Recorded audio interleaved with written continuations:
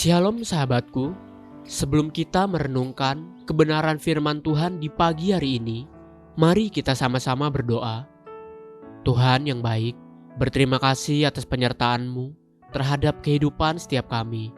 Terima kasih kalau sampai hari ini kami boleh terus ada, itu semua karena anugerah-Mu dan penyertaan-Mu terhadap setiap kami. Bapa, saat ini kami ingin mendengarkan kebenaran firman-Mu. Tolong jamah hati setiap kami, agar firman-Mu yang nanti akan kami dengar, itu boleh menguatkan setiap kami, dan itu boleh menjadi teguran bagi setiap kami ya Bapa. Kuasai hati dan pikiran kami, agar kami boleh fokus mendengarkan kebenaran firman-Mu. Terima kasih ya Tuhan, kami berdoa dan mengucap syukur. Amin.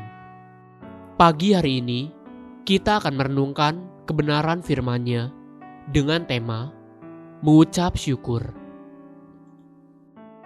Mari kita buka Alkitab di dalam kitab Imamat 12, ayatnya yang ke-6 sampai dengan yang ke-8. Bila sudah genap hari-hari pentahirannya, maka untuk anak laki-laki atau anak perempuan, haruslah dibawanya seekor domba berumur setahun sebagai korban bakaran dan seekor anak burung merpati atau burung tekukur sebagai korban penghapus dosa ke pintu kemah pertemuan, dengan menyerahkannya kepada imam. Imam itu harus mempersembahkannya ke hadapan Tuhan dan mengadakan pendamaian bagi perempuan itu. Demikianlah perempuan itu ditahirkan dari leleran darahnya. Itulah hukum tentang perempuan yang melahirkan anak laki-laki atau anak perempuan. Tetapi jikalau ia tidak mampu untuk menyediakan seekor kambing atau domba, maka haruslah ia mengambil 2 ekor burung tekukur atau 2 ekor anak burung merpati, yang seekor sebagai korban bakaran dan yang seekor lagi sebagai korban penghapus dosa, dan imam itu harus mengadakan pendamaian bagi perempuan itu, maka tahirlah ia.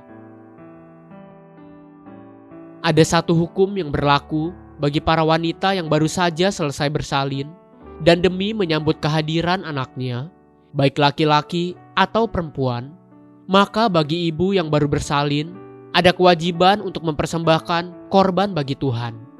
Korban yang dibawa adalah korban bakaran dan korban penghapus dosa. Untuk korban bakaran atau sebagai ucapan syukurnya, dibawa mereka seekor domba berumur setahun. Namun jika wanita itu tidak mampu, maka sebagai korban bakaran, maka haruslah imam mengambil 2 ekor burung tekukur atau 2 ekor anak burung merpati, yang seekor sebagai korban bakaran dan yang seekor lagi sebagai korban penghapus dosa, dan imam itu harus mengadakan pendamaian bagi perempuan itu. Jadi bagi wanita yang miskin, sekalipun dia miskin, tetap saja dia harus membawa sebagai pengganti domba yang berumur setahun, dibawanya burung merpati atau tekukur sebagai korban bakaran, sebagai ucapan syukur. Melalui kebenaran ini, satu perkara ditetapkan oleh Tuhan. Pengucapan syukur itu wajib bagi setiap orang percaya. Semiskin-miskinnya manusia, baginya 2 hukum itu tetap berlaku. Baginya tetap harus ada korban penghapus dosa sebagai penebusan bagi dirinya dan keselamatan bagi hidupnya. Sebab semua manusia lahir sebagai orang yang berdosa. Mazmur 51 ayat yang ke-7 mengatakan, sesungguhnya dalam kesalahan aku diperanakan, dalam dosa aku dikandung ibuku. Itulah sebabnya bagi setiap kita wajib untuk menerima korban penebusan dosa. Namun kemudian juga bagi semua orang, termaksud yang miskin sekalipun, korban bakaran, sesederhana apapun, masih tetap harus dia kerjakan. Inilah satu perkara yang perlu kita perhatikan.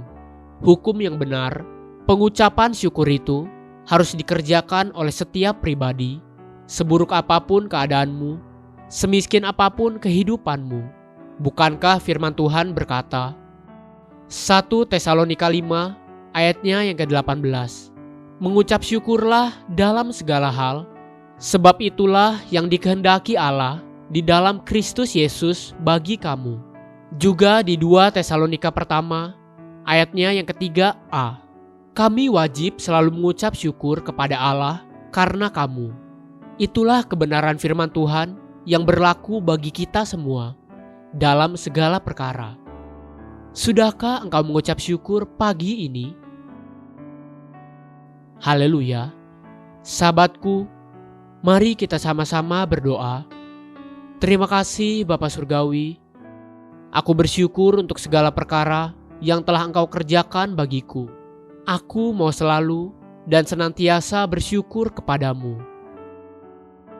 Amin. Jesus loves you, and so do I.